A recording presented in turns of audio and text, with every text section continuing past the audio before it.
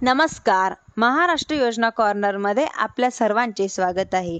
आजच्या व्हिडिओच्या माध्यमातून आपण बघणार आहोत की ज्येष्ठ नागरिकांसाठी खुशखबर आहे. म्हणजेच की ज्येष्ठ नागरिकांसाठी सरकार विविध प्रकारच्या योजना राबवत असतात. या योजनेअंतर्गत विधानसभेमध्ये जे काही विधेयक मांडलं गेलं आहे त्या विधेयकामध्ये जे योजना तपशील होत्या त्या ज्येष्ठ नागरिकांसाठी आता राबवण्यात येणार आहे असं सांगण्यात आलेलं आहे. म्हणजेच की आता नक्की म्हणजे ज्येष्ठ नागरिकांना नक्की यामध्ये काय सांगितलं आहे आपण ते बघणार आहोत. त्याआधी तुम्ही जर माझ्या चॅनलवरती पहिल्यांदा आला असाल तर चॅनलला लाईक, सबस्क्राईब आणि शेअर करायला विसरू नका, जेणेकरून अशाच महत्त्वपूर्ण अपडेट्स तुम्हाला पुढे देखील मिळत राहतील. आपण पाहू शकणार आहोत की महाराष्ट्र शासनाचे हे राजपत्र म्हणजेच की राजपत्र जे आहे असं साधारण भाग 5 मध्ये प्रतिकृत प्रकाशन महाराष्ट्र विधेयकामध्ये महाराष्ट्र विधान परिषदेत सादर केली आहे. हे विधेयक यामध्ये खाल्ल्यानंतर तुम्ही पाहू शकणार आहोत की सांगण्यात आलेले आहे की सन 2025 ते विधानसभे विधेयक क्रमांक 72 महाराष्ट्र राज्यातील ज्येष्ठ नागरिकांना राज्य शासनातर्फे सेवा सुविधा इत्यादी देण्याबाबत हे विधेयक आहे.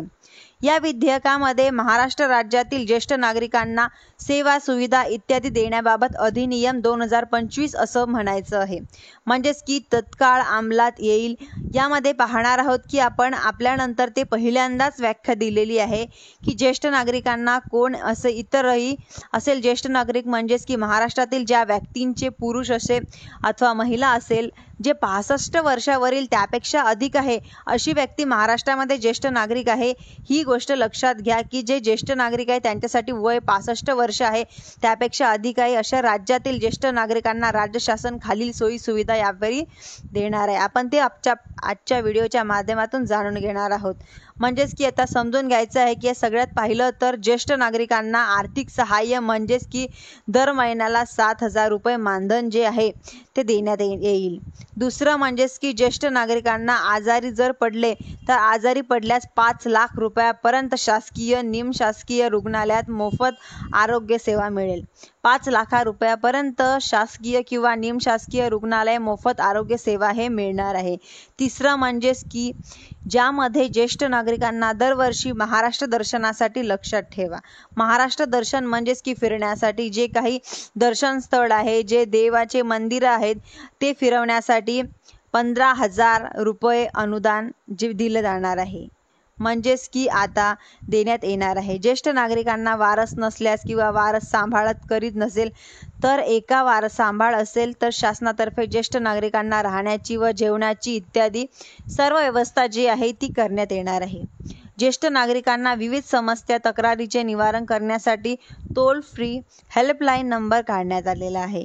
हे असं सुद्धा सांगितलं आहे. अशा प्रकारे 6 नवीन नियम योजना राबवण्यात येणार आहे व असे विधेयक मांडण्यात आलेले आहे. की विधेयकास कोणी मांडलेलं आहे की म्हणजेच की विधेयकास डॉक्टर राहुल पाटील म्हणजेच की जे आमदार आहेत इथे मांडलेलं आहे.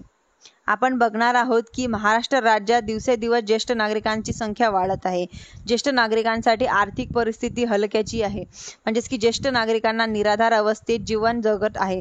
वृद्ध काळात विविध शारीरिक व्याधी असलेले औषध उपचार घेण्यासाठी त्यांच्याकडे पैसे नसतात.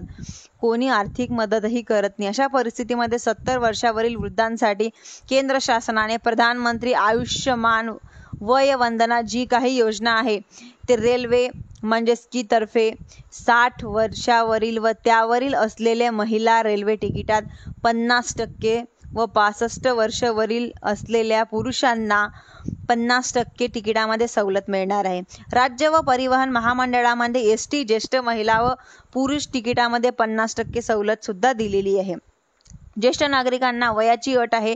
म्हणजेच की वेगवेगळ्या योजनांसाठी वेगवेगळी प्रस्तावित योजना कमीत कमी 65 वर्ष पूर्ण त्यावरील वयाची अट ठेवणे आवश्यक आहे. केंद्र व राज्य शासनाने ज्येष्ठ नागरिकांसाठी आखलेल्या योजना म्हणजेच की त्यामुळे शासनाने ज्येष्ठ नागरिकांना सोयी सवलती देण्यात व कायदेशीर तरतूद करणे विधेयकाचा मुख्य उद्देश विधेयक प्रस्तावित करण्यात आलेला आहे.